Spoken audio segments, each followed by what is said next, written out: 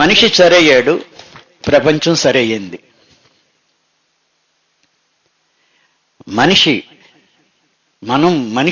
అయితే ఈ ప్రపంచంలో ఉన్న సమస్యలన్నీ పరిష్కారం అవుతాయి.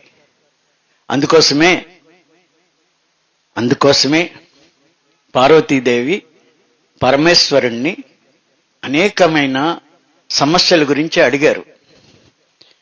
ఎందుకు ఈ సృష్టి, ఈ వినాశనాలు, ప్రళయాలు ఎందుకని ఎన్నో అడిగారు. అడిగితే పరమశివుడు పార్వతీదేవికి ఎందుకు, ఏమిటి అని మాటలు చెప్పలే. ఇప్పుడు మీరు ఒక గుడ్డివాడు కాంతి గురించి అతనికి ఎంతసేపు చెప్తే కాంతి అర్థమవుతుందా? గుడ్డివాడు కాంతి గురించి అడిగాడు అనుకోండి, కాంతిని కానీ చీకటిని కానీ రెండు ఎప్పుడు అతనికి ఏమీ తెలియదు, ఏ రోజు చూడలేదు.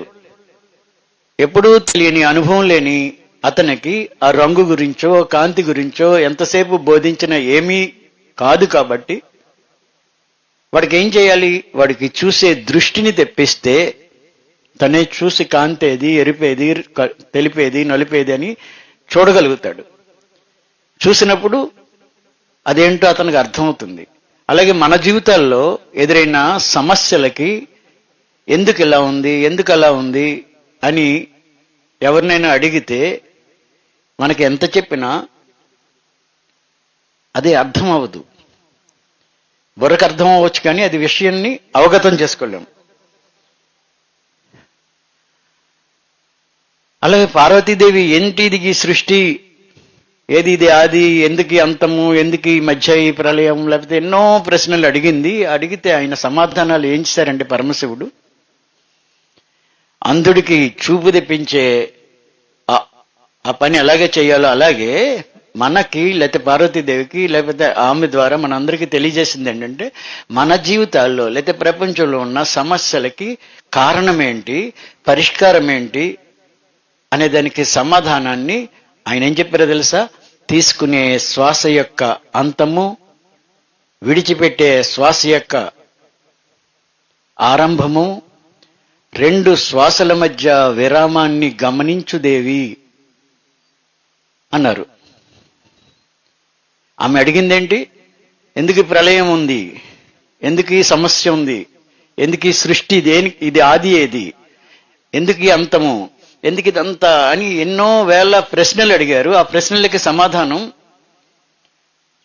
ఆయన ఏం చెప్పారు? ఒక తంత్రాన్ని చెప్పారు. ఆ సమాధానాన్ని తెలుసుకునే ఒక టెక్నిక్, శ్వాస మీద ధ్యాస. ఇది ఎవరిచ్చారు? ఆది యోగి పరమశివుడు మానవాళికి, మనకి పార్వతీదేవి ద్వారా అందించిన ఒక గొప్ప అద్భుత ప్రక్రియ. అనేక వేల సంవత్సరాలు ఈ భారతదేశంలో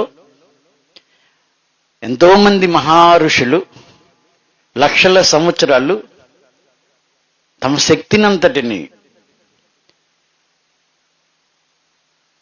ఒక సత్యం కోసం వెచ్చించి వాళ్ళకున్న ధ్యాన శక్తితో ఈ భూమి మీద ఏమి జరగాలి, ఏం జరగబోతుంది, ఏమి ఉండాలి, మానవులకి ఎలాగా అందించాలి అని వారు అందరూ అందిస్తూ వచ్చారు. అలాగే 2500 సంవత్సరాల క్రితం గౌతమ బుద్ధుడు దీన్ని సామాన్యులకి చేరవేయడానికి ఆనాపాన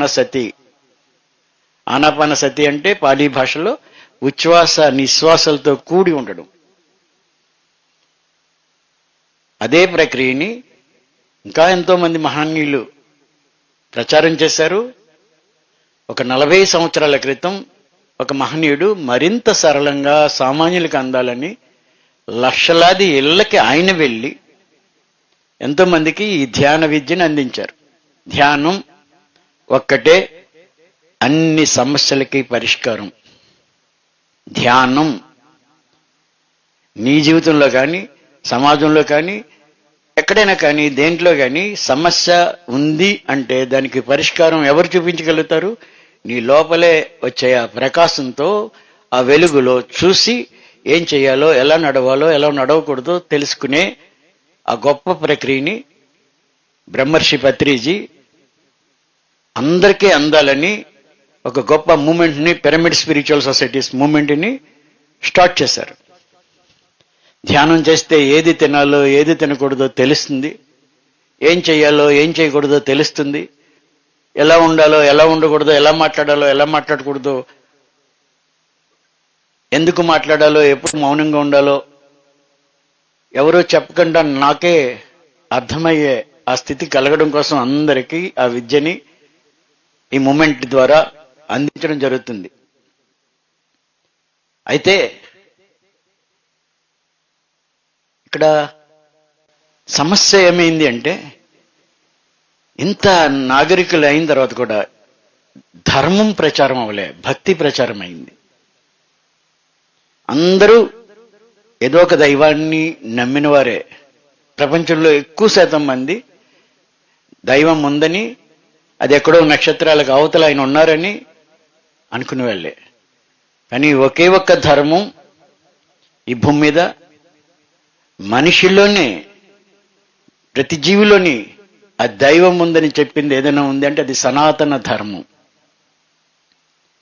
నీలోనే ఈ విశ్వమంతా దైవము ఉంది. దైవం అంటే ఎక్కడో సుదూరంగానే కాదు, అంతా విశ్వమంతా ప్రతిదీ అదే అని చెప్పిన మహాద్భుతం అహం బ్రహ్మాస్మి, నేనే దైవాన్ని అని శాంతి భారతదేశంలో అహింసయే జాతీయ ఆదర్శంగా ఉన్న ఈ దేశంలో, ఎలాగైతే ఈ దేశానికి ఒక జెండా ఉంది, జాతీయ జెండా, ఈ దేశానికి ప్రతి దేశానికి ఒక గీతం ఉంది, జాతీయ గీతం, అలాగే మనకు ఒక జాతీయ పక్షి ఉంది, జాతీయ వృక్షం ఉంది, మర్రి చెట్టు, జాతీయ జంతువు ఉంది. అలాగే ఈ జాతికి ఒక ఆదర్శం ఉంది. ఈ ఆదర్శం ఏంటి? మన జాతీయ ఆదర్శం ఏంటి? అహింస. భారతదేశపు జాతీయ ధర్మం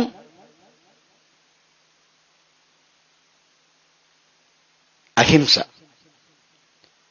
అలాంటి ఈ దేశంలో సెకండ్కి 255 జీవుల్ని తిండి కోసం చంపుతున్నారు. సగటున నిమిషానికి 16,000 జీవుల్ని దారుణంగా హింసించి చంపుతా,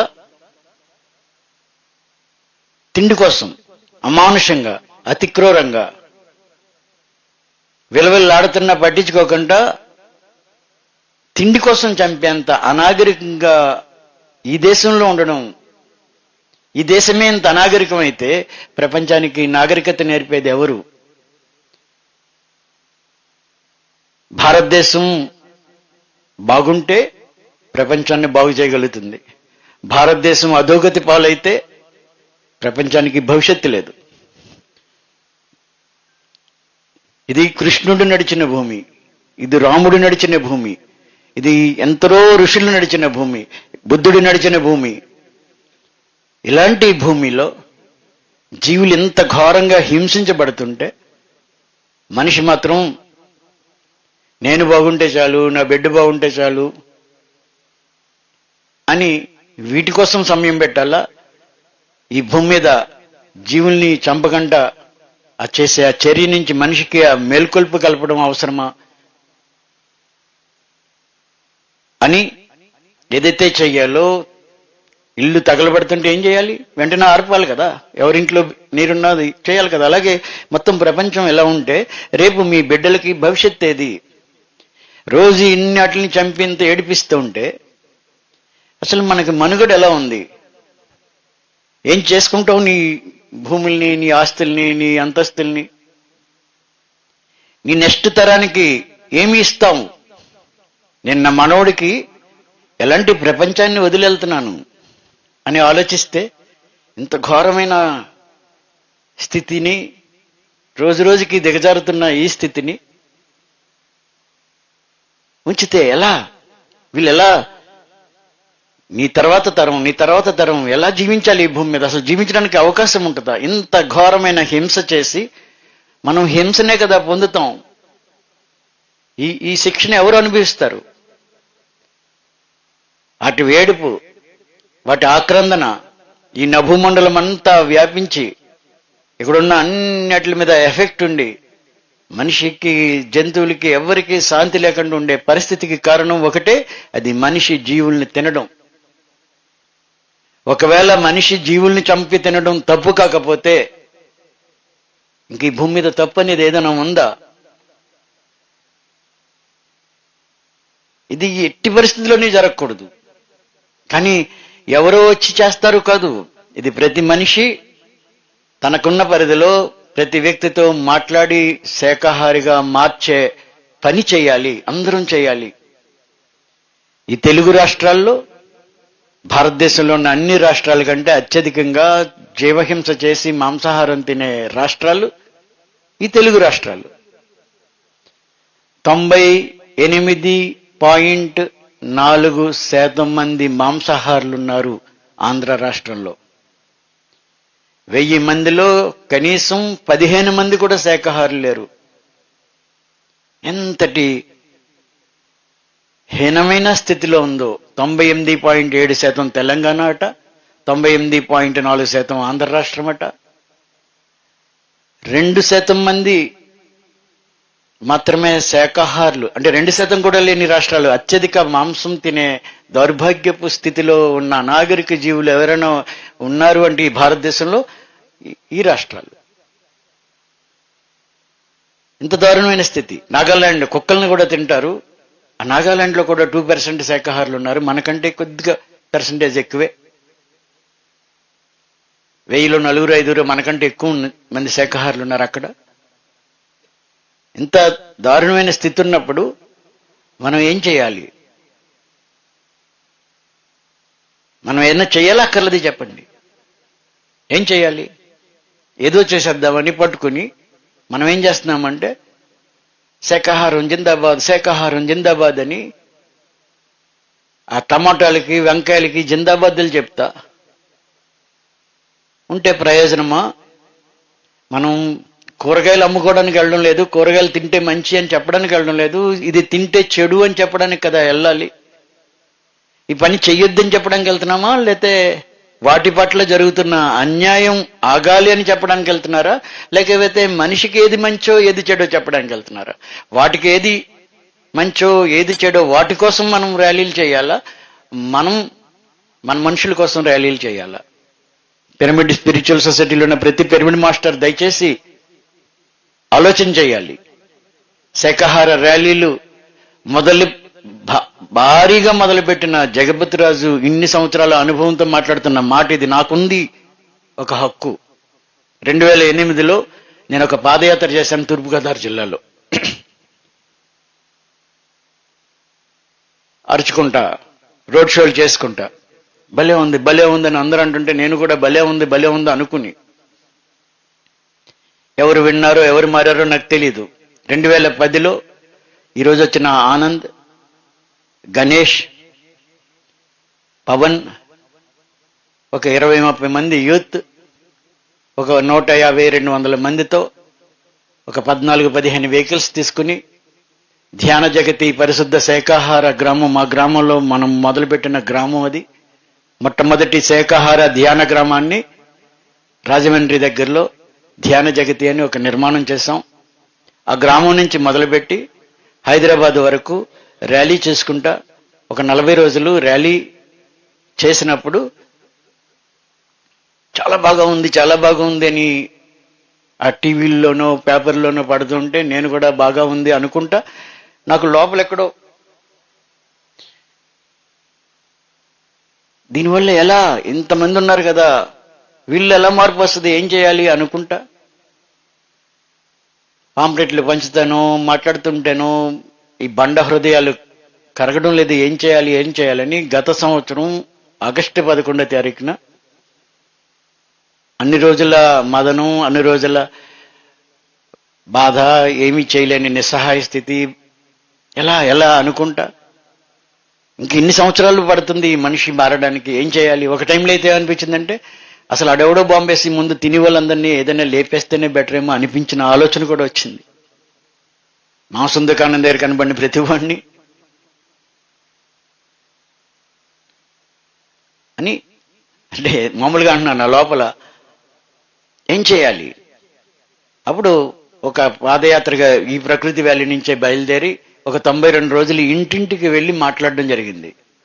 ప్రతి ఇంటికి వెళ్ళి, వీలున్న ఇళ్ళకెళ్ళి, మనం బాధ పెడితే బాధ వస్తుంది, మీ ఇంట్లో మంచి జరగాలంటే ఈ పని చేయొద్దు అనేది జగత్తుకు ఒక 2-3 నిమిషాలు చెప్పి కొద్దిగా అవగాహన అయిన తర్వాత ఇప్పుడు ఏం చేయాలో నాకు మరింత స్పష్టత వచ్చింది. ఒక మహా ఉద్యమం చేద్దామా వద్దా? ఏమా? ఒక్కరి వల్ల అవదు. ఒక పెద్ద సమూహంతో, ఒక నగరాన్ని ముంచెత్తిలాగా, జిల్లాల్ని ముంచెత్తిలాగా ఈ ధర్మ ప్రచార యాత్రలు మహాద్భుతంగా మరింత శ్రద్ధతో ప్రతి వ్యక్తిని చేరేలాగా ఒక మహా ఉద్యమాన్ని చేద్దామా? ఇక్కడి నుంచి ఎస్కోట్ వెళ్ళే వరకు నాతోటి 150 మంది వచ్చిన వాళ్ళు రాత్రి చెప్పకుండా పారిపోయారు. 7 8 మీకు ఇలా మరి నేనేమో ఒక పెద్ద హెచ్ఆర్ వ్యాన్ మాట్లాడాను, ఒక 4 వంట వాళ్ళు మాట్లాడాను, వంట పాత్రలు తీసుకున్నాము, అన్ని సరుకులు తీసుకున్నాము, అందరూ ఉండడానికి టెంట్లు తీసుకున్నాము, ఏ గుడో బడో ఎక్కడో దగ్గర ఆగుదాం, ప్రతి ఊరు వెళ్ళి మాట్లాడాలని అన్ని ప్రణాళిక చేసుకుని ఎస్కోట్ వెళ్ళేటప్పటికి అందరూ పారిపోతే ఏం చేయాలా? లింగం అంటే 7 10 మంది జెండాలు పట్టుకుని వెళ్తే ఎలా? రేవలపాలెం వెళ్ళిన తర్వాత మళ్ళీ వెనక్కి నడిచొచ్చేటప్పుడు ఈ 10 మంది నడిస్తే జెండా, మహాకర్ణ జెండా అక్కడ ఎగురుతుంది కదా, జెండాలు పట్టుకుని ఒక 500 జెండాలు కొట్టించాను, కనీసం 500 మందికి తగ్గకంటే వెళ్ళాలనుకుని. ఈ రాష్ట్రం చిత్తూరు జిల్లా వరకు ప్రతి వ్యక్తిని చేరాలి, అందరినీ వెళ్ళాలి అనుకుని మొదలు పెడితే ప్రణాళిక సరిగా లేకో ఏదో జరిగింది. సరే, అక్కడి నుంచి గ్రామాల్లో నడుస్తా వెళ్ళి చిత్తూరు జిల్లా వరకు ఒక 35,000 మందిని కలవగలిగాను. స్వయంగా నేను మాట్లాడగలిగాను. టెక్కలు వచ్చాను, ఇచ్చాపురం నుంచి నరసన్నపేట దగ్గర నుంచి బురదపాడు దగ్గర నుంచి ఈ గ్రామాలు చూస్తూ వస్తుంటే ఎంత బాధ అనిపించింది అంటే, ఎక్కడో బురదపాడు, తర్వాత 30 కిలోమీటర్ల వరకు ఎక్కడ పిరమిడ్ మాస్టర్ లేడు. నెక్స్ట్ గ్రామం, ఇక్కడ ఎవరైనా ఉన్నారా? ఎవరు లేరు. ఇంత వెనుకబడి ఉన్నామా? ఇన్ని గ్రామాల్లో ధ్యానం చేరలేదా? ఇన్ని గ్రామాలు ధ్యానం చేరాలి, ఇన్ని గ్రామాలు శాఖాహారులు అవ్వాలి. ఎంత పనుంది మనందరికీ. ఈ బాధ్యత తీసుకుందామా, మన సొంత పనులు చేసుకుందామా? మీరు చెప్పండి. సొంత పనులు అందరికీ ఉన్నాయి. మరి సొంతం చేసుకోవాలి, కానీ కనీసం ఒక 12 గంటలైనా మన సొంత పనులు చేసుకుని 12 గంటలైనా వీటి కోసం పనిచేయాలా లేదా? పోనీ అన్నీ వద్దు, వారానికి ఒక రోజు పనిచేద్దాం వద్దా? ఉత్తరాంధ్రాన్ని ఒక్కసారి దద్దరిల్పజేసేలాగా ప్రతి ఇంటికి వెళ్ళి గుండెల్లో దడొచ్చేలాగా మాంసం తినాలంటే వాడికి గుండెల్లో దడ రావాలి. ఎవడిచ్చాడు వీడికి హక్కు? అలా అని వాడితో యుద్ధం వెళ్ళడంలే, వాడికి సరళంగా సూటిగా హృదయాన్ని తాకేలాగా చెప్పాలి. వాడెవడో పిల్లోడు అంటున్నాడు, ఎక్కడా వ్యతిరేకతలు లేవు, కానీ ఒక పిల్లోడు అంటున్నాడు నేను మాన్ను అన్నాడు. ఇంజనీరింగ్ చదువుతున్నాడట, ఇలా ఉన్నాడు. నేను జిమ్కి వెళ్తున్నాను అన్నాడు. జిమ్కి వెళ్తే మాంసం ఎందుకు నాయన తినడం?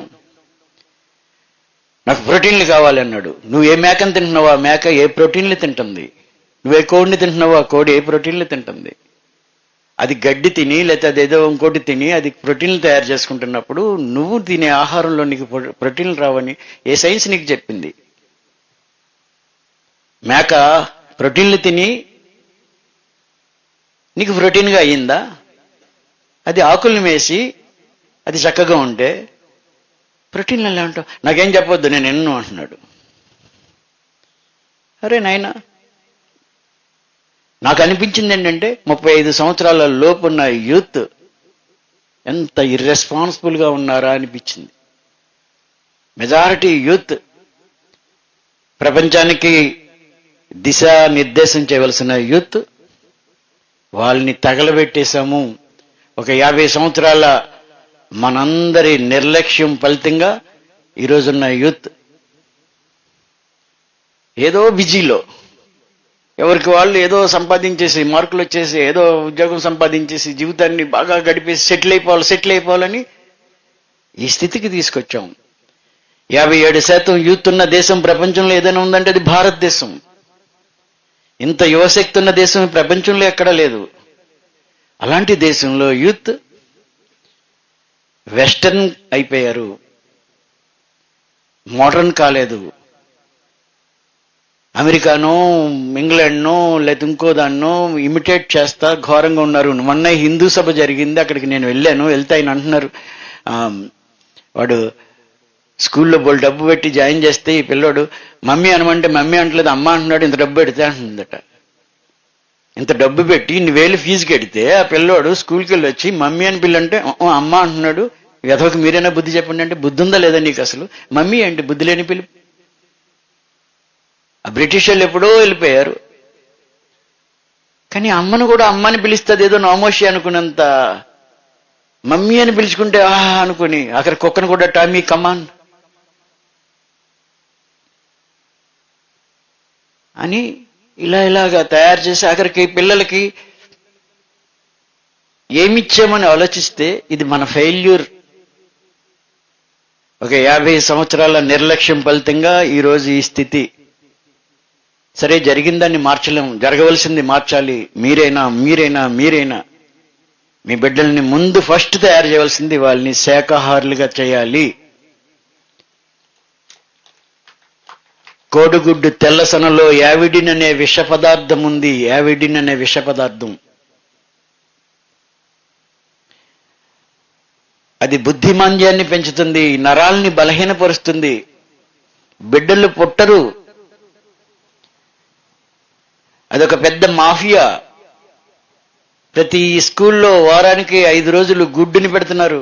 ఆ మధ్య నేను ఒక ట్రైన్లో వస్తున్నాను. నేను ట్రైన్లో వచ్చేటప్పుడు ఒకటి కోరుకునేవాడిని, ఎవడు ఆ బిర్యానీ ప్యాకెట్ ఓపెన్ చేయకుండా ఉంటే చాలు అని. ఎందుకంటే ఆ భోగిలో ఆ కంపు పట్టేస్తే రాత్రంతా అలాగా.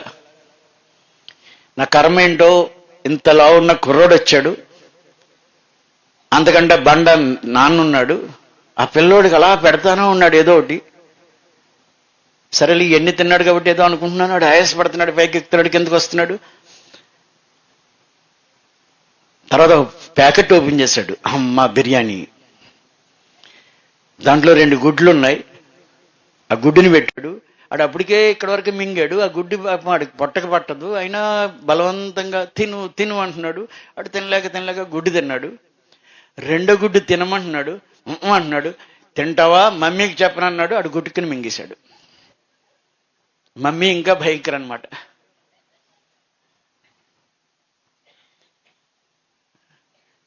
వాడిని అడిగాను, ఎందుకు పెడుతున్నావు ఈ బుద్ధి లేని పని?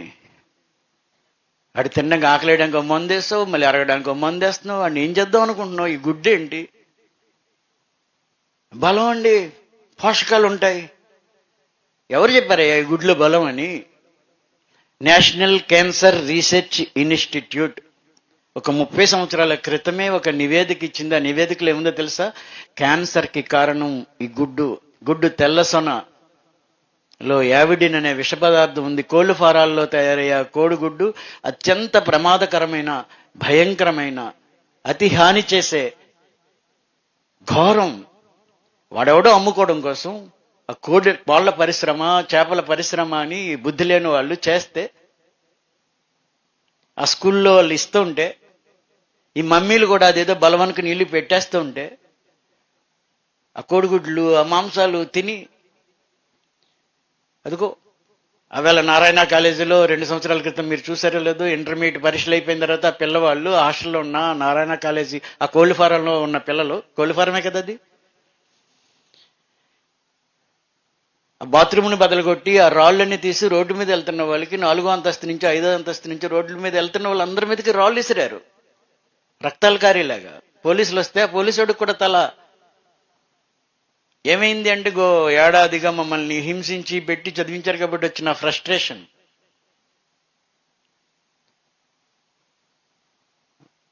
ఇది తల్లిదండ్రులు పిల్లలకి చేస్తున్న పని. ఆ స్కూల్కి పంపించి ఆడి మమ్మీ డాడీ అనగానే అదేదో అనుకుని, ఆడేదో 4 ఇంగ్లీష్ ముక్కలు మాట్లాడితే అదేదో అయిపోయాడు అనుకుని, వాడికి కనీసం సంస్కృతి ధర్మం తెలియకంట, ధర్మం లేని ఏది పనికిరాదు.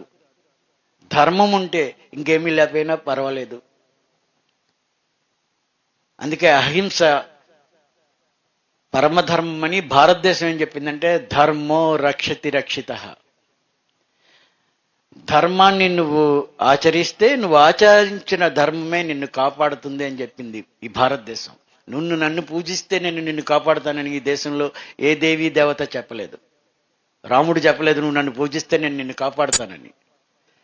ధర్మాన్ని నువ్వు ఆచరిస్తే నువ్వు ఆచరించిన ధర్మమే నిన్ను కాపాడుతుంది. అవునా? అలాంటి ఈ దేశంలో ఇంత ధర్మము, ఇంత నాగరికత, ఇంత జ్ఞానము ఉన్న ఈ దేశంలో మనం మన బిడ్డలకి, మన తర్వాత తరాలకి ఈ ఘోరమైన ఈ అలవాటు నుంచి మార్పు చేయడానికి నా మాట వినరండి, నా మాట వినరండి అంటున్నారు. చెప్పడం నేర్చుకుని చెప్పాలి. నా పాట వినరండి ఎవడు అంటే నేను ఇష్టమైనట్టు పడితే ఎవడు వినడు, కానీ నేను సంగీతం నేర్చుకుని పడితే అందరూ వింటారు. అలాగే మాట్లాడడం నేర్చుకుని ఏం మాట్లాడాలో, ఎలా చెప్పాలో ఆ బిడ్డకి, నీ పక్కింటి వాడికి, నీ ఎదిరింటి వాడికి, నీ ఫోన్లో ఉన్న అందరికీ ఏం మాట్లాడాలో మీరు శ్రద్ధ పెట్టి నేర్చుకుని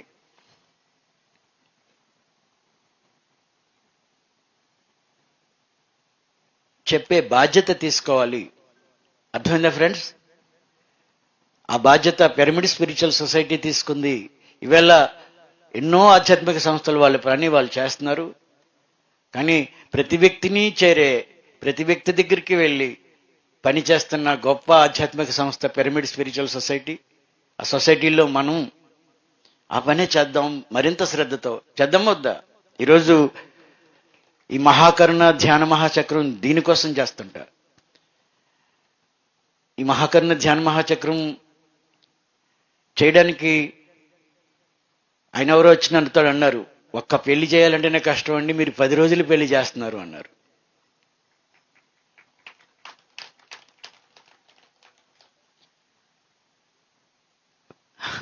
అదేదో కష్టం నష్టం అనడం కంటే కూడా ఒక్కొక్కసారి నాకు కొంచెం అనిపిస్తుంది, ఇంత అవసరమా? ఏమో ఎంతమంది వస్తారో తెలియదు, ఏం చేయాలో తెలీదు, ఏర్పాట్లు చేయాలి. ప్రతిదానికి డబ్బు కావాలి, డబ్బున్నా సరిపోదు, ఎన్నో కావాలా, అన్నీ ఇక్కడ సమకూర్చుకోవాలి.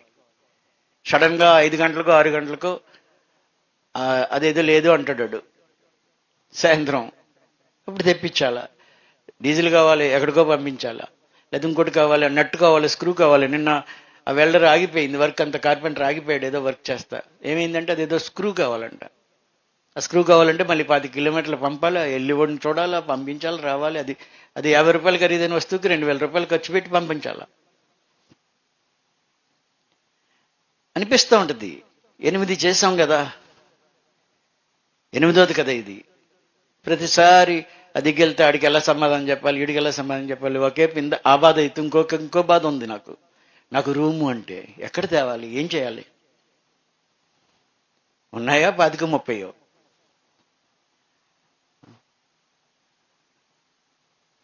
నాకు రూమ్ ఇవ్వలేదు, మా ఊరొస్తే రాజుగారికి మా రూమ్ ఇచ్చి పడుకోబెట్టి చక్కగా భోజనం పెట్టాం, కనీసం మమ్మల్ని పలకరించలేదు, పట్టించుకో, భయం వేస్తుంది. పలకరించాలని ఉంది అందరినీ, ఎక్కడ పలకరిస్తే రూమ్ అడుగుతాడు అని. అలా వెళ్ళిపోదు. దయచేసి అర్థం చేసుకొని ఇవ్వాలి మీకు సౌకర్యం. దానికోసమే ఇంకా ఎన్ని టెంట్లు కావాలని తెప్పిద్దాం, ఎన్ని టెంట్లు కావాలని తెప్పిద్దాం. ఏమి రోజు చక్కగా మీరు మీ గదుల్లో పడుకుంటున్నారు కదా, అరుబయట ఒక 4 రోజులు టెంటుల్లో ఉందాం. ఏమ్మా దయచేసి రూమ్లు అడగొద్దు. రూమ్లు అడగొద్దని కాదు, మీరేం చేయాలంటే మీ దగ్గర ఉన్న రూమ్ని ఇంకొకరు ఎవరికైనా ఒకవేళ రూము షెల్టర్ ఉంటే పిల్లలు చిన్నపిల్లలు వచ్చారు, రాత్రి 1 గంటకి వాళ్ళు వచ్చారు. ఇదేంటమ్మా ఇప్పుడు లేపావని ఆమె మీద చిరాకు పడ్డాను. లేట్ అయింది సార్ అంది. 1 గంటకి ఫోన్ చేసి మంచి నిద్ర పడుతుంది. 1 గంటకి లేచిన తర్వాత ఇంక నాకు నిద్ర ఎలా పడద్ది? అప్పుడు వచ్చాను, చూశాను. చూస్తే ఒక పిల్లోడు ఉన్నాడు. అరే ఎక్కడ పడుకోమనాలి? చిన్న పిల్లోడు ఉన్నాడు. ఏం చేయాలి? సరే, ఇవన్నీ ఇబ్బందులు అనుకోము. ఇవి ఇబ్బందులు కాదు. ఏది ఇబ్బంది అంటే మనందరం కలిసి ఒక ఉద్యమం చేద్దాం రండి. అది ఈ కార్యక్రమం ఎందుకు చేస్తున్నామంటే రేపు ఏ డేటో ఒక డేట్ మనం నిర్ణయించుకుని ఒక మహా కార్యక్రమం చేద్దాం. వేలాదిగా ఉన్న పిరమిడ్ మాస్టర్లు అందరూ కలిసి, విడివిడిగా మనం చేసేది అందరినీ చేస్తుందో లేదో కానీ ఇంతమంది కలిసి ఒక ప్రభంజనాన్ని సృష్టిద్దాం. ఏం చేయాలో నాకున్న శక్తినంతటిని ఉపయోగించి నేను తయారు చేసుకున్నాను. తయారు చేసుకోవడం అంటే నాకు స్ఫురించింది. నాది సైకాలజీ సబ్జెక్టు. ఏం మాట్లాడితే బాగుంటుంది, ఏం మాట్లాడకూడదు, ఆ గురువుగారి దయ వల్ల ఆ సంస్కారం కూడా ఉంది. కాబట్టి నన్ను ఎవరూ వ్యతిరేకించలేదు. 35,000 మందిని కలిసినా ఎవడరా నువ్వు అని అనలే. ఇంటికి వెళ్ళి వాడిని పిలిచే, ఇలా రా నువ్వురా అని పిలిస్తే ఎవడో కొత్తోడు వచ్చి రమ్మంటున్నాడని ఎవరు ఎదిరించలే. మాంసాహారం అయితే మానాలి,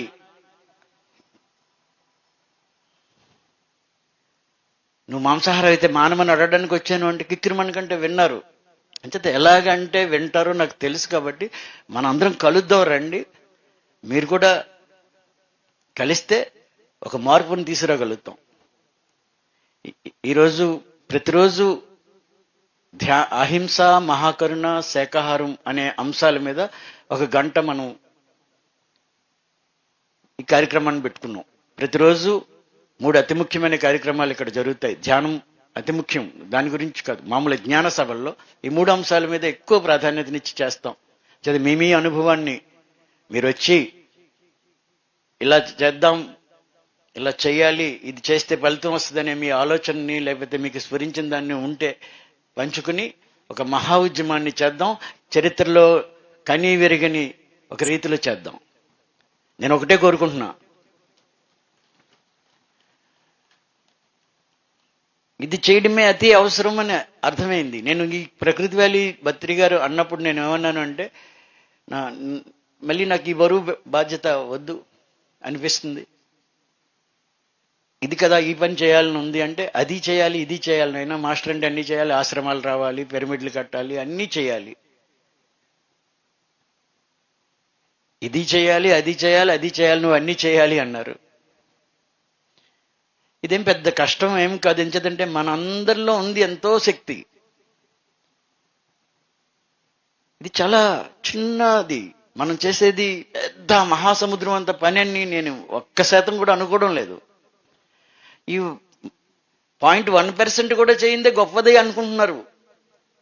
కాదు, మనం ఏమైనా చేయగలుగుతాం. సమస్త శక్తి నీలో ఉంది, నువ్వు బలహీనుడు అని తలపోయకు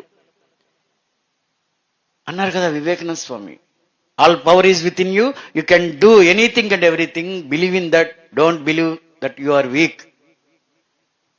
నువ్వు బలహీనుడు అని తలపోయకు,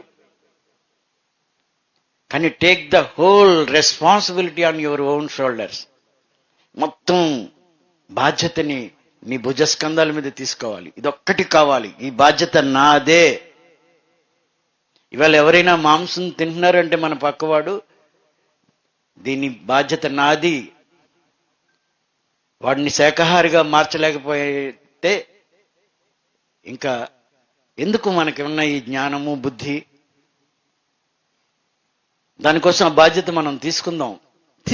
పిరమిడ్ సొసైటీ తీసుకుంది, ఆ మహనీయుడు తీసుకున్నారు. ఈ భూమి మీద ఇంక ఏ జీవైనా ఏడిస్తే ఇంక నా జన్మ ఎందుకు, ఏడవడానికి అన్నారు పత్రిజీ.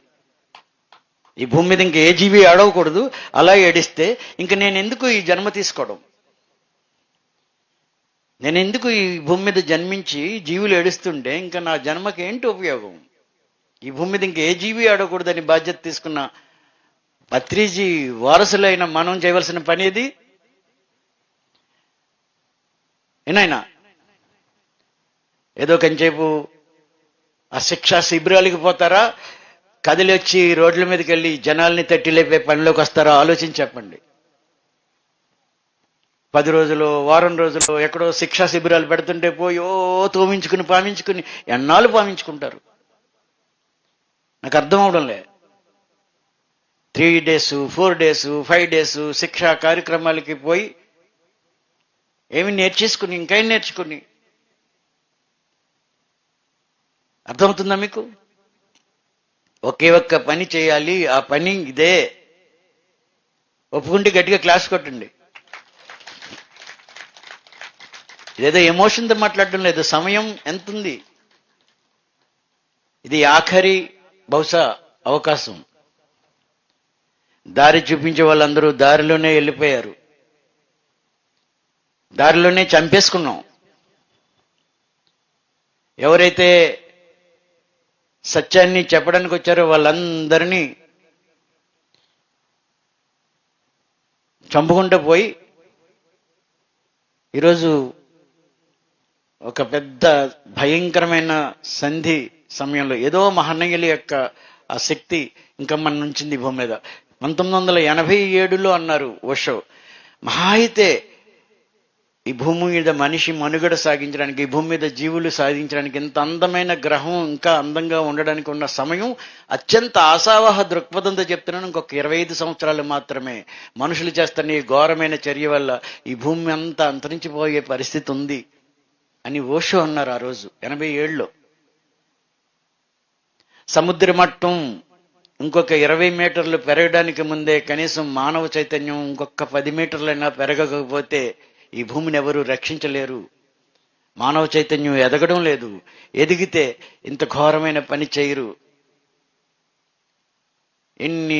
ఎంత ఘోరం! ప్రతిరోజు లక్షల జీవుల్ని చంపేసి రక్తాలు చేస్తా. నిన్న ఎమ్మెల్యే వచ్చారు, మా ఇంట్లో పెళ్ళండి, మీరు ఏదైనా చేయాలి, మీరు శాఖాహారులా అంటే, మాకు పెళ్ళంటే ఇది లేనిదే అవ్వదు అని నేను ఆలోచించి చెప్తానులేండి, వెళ్ళండి అంటే. ఎమ్మెల్యే గారి ఇంట్లో పెళ్ళికి ఆయన మాంసాలు పెడుతుంటే మనం ఏం చేయాలి? ఆయన ఇదే వేదిక మీద మీరు శాఖాహారులు కావాలంటే నేను శాఖాహారిని అవుతానని లాస్ట్ ఇయర్ ప్రమాణం చేశాడు. నేను శాఖాహారినే సార్ అంటున్నాడు. మరి మీరు పెట్టొద్దు, మీరు పెట్టకుండా ఉండండి, అప్పుడు ఆలోచిద్దాం ఏం చేయాలో చేద్దాం. మీతో ప్రైవేట్గా మాట్లాడాను, రూమ్లో తీసుకెళ్ళి మాట్లాడింది ఏంటంటే, ఈ టెంట్ ఇది చాలా బాగుంది సార్, మాకు పంపించండి, మీరు చేయండి అంటే. ఇది నా ఓన్ కాదండి, ఇది రెంటే, ఈ టెంట్ రెంట్ అంటే. మరి మీరు సాయం చేయాలి అన్నారు ఆయన. సరే మీరు ఏం చేస్తారు అక్కడ? ఎంతమంది అంటే 16,000 మంది, 20,000 మంది జగన్ గారు వస్తున్నారంటే 16,000, 20,000 మందికి మేము భోజనాలు పెడతాం. ఏం భోజనాలు పెడతారు అంటే పక్కన అంటున్నాడు, అదే మాకు మాంసం పెట్టకపోతే కాదండి. మరి మాంసాలు పెట్టేట్లకి మేము ఎలా చేయగలుగుతాం సార్?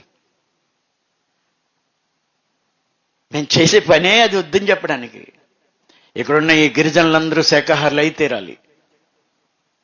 అప్పటి వరకు నేను బతికుండాలి. ఎప్పుడు నాకు డౌట్ రాలేదు, కానీ ఈ మధ్యన ఎందుకు చిన్న డౌట్ వచ్చింది.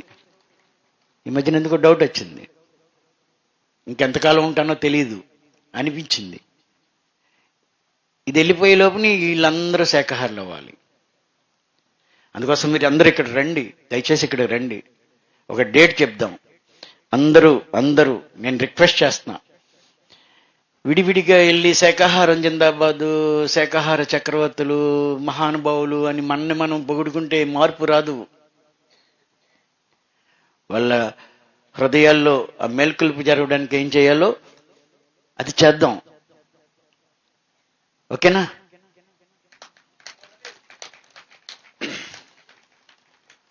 ఒక మహా ఉద్యమాన్ని పబ్లిసిటీ చేసుకోవడానికి కాదు. పబ్లిసిటీ చేసుకుంటే ఈ పిఎంసీని రమ్మనివ్వండి. నేను ఎవరిని ఏ ఛానల్స్ వాళ్ళు వచ్చి మాట్లాడారేమో, మేము పబ్లిసిటీకి ఇంపార్టెన్స్ ఇవ్వలేదు, అసలు కనీసం నా దగ్గర ఫోటోలు కూడా పెట్టుకోలేదు.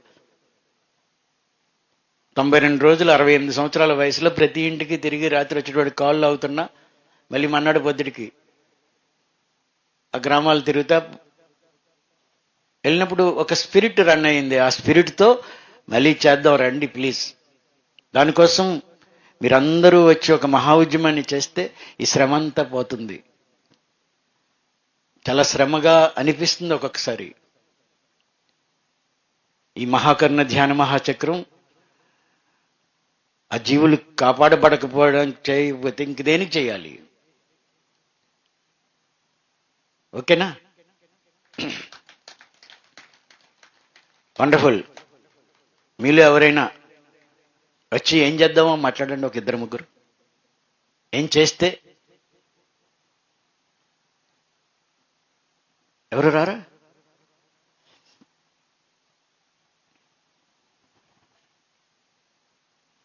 ఆలోచిస్తున్నారేంటి? రెడీగా లేరా? రేపు మాట్లాడతారా? పోనీ ఏం చేస్తే మీ ఇంట్లో మార్పు వస్తుంది?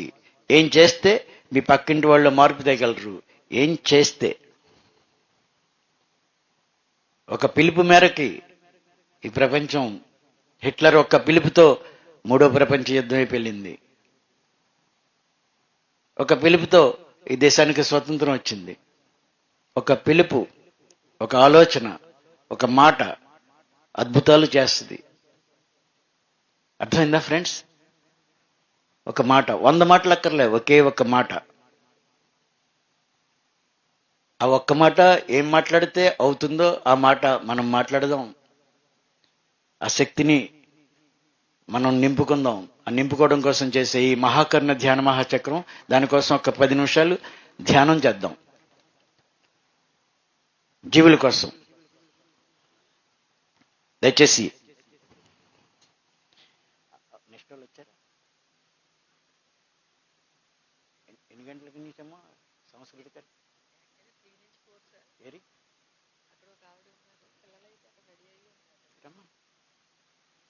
ఒక 5 minutes. నెక్స్ట్ మనం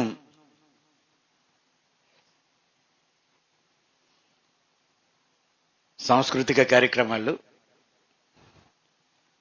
ఒక 5 నిమిషాల్లో మొదలు పెట్టుకుందాం. 3:25 అయింది, 3:30.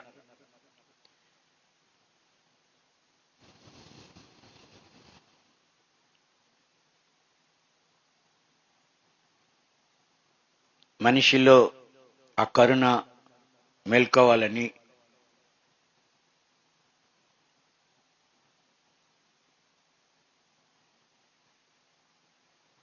ఆ మేల్కొల్పడానికి ఏం చేయాలో ఒక చక్కటి స్ఫూర్తితో మనలో కలగాలని, ఆ శక్తి మనందరిలో నిండాలని, మన మాటే మంత్రమై మనం మాట్లాడిన ప్రతి వ్యక్తిలో ఆ మార్పు రావాలని, అలాంటి శక్తి మనలో మేల్కోవాలని, ఆ ప్రకృతి మాతని, ఆ స్ఫూర్తిని మనకు కలిగించాలని, ఆ ప్రకృతితో మమేకమవుదాం.